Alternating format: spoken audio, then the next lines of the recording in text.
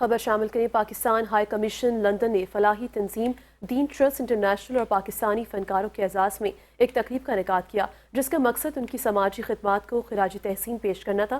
تقریب کا احوال بتا رہے ہیں لندن سے مقیم احمد۔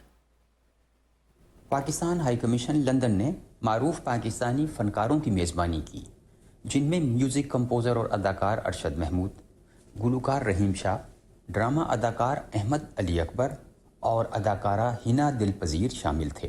ان فنکاروں نے برطانیہ میں قائم ایک خیراتی تنظیم دین ٹرسٹ انٹرنیشنل کی مدد کے لیے ہائی کمیشن کا دورہ کیا۔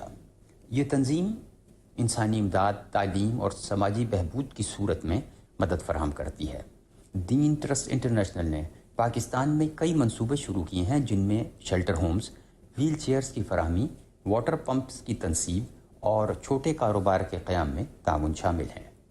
قائم مقام ہائی کمشنر حسیب بن عزیز نے فنکاروں اور دین ٹرسٹ انٹرنیشنل کی انتظامیہ کا خیر مقدم کیا اور پاکستان میں مستحق افراد کی مدد کے عظیم مقصد کے لیے ان کی مہم کو سراہا۔ انہوں نے ہائی کمیشن کی جانب سے دین ٹرسٹ انٹرنیشنل کو مکمل تعاون کی یقین دہانی کرائی۔ پاکستانی فنکاروں نے ہائی کمیشن لندن کو میزبانی کرنے پر خراج تحسین پیش کیا اور امید ظاہر کی کہ وہ آئندہ بھی بڑھ چڑھ کر ان فلاحی سرگرمیوں میں حصہ لیتے رہیں گے۔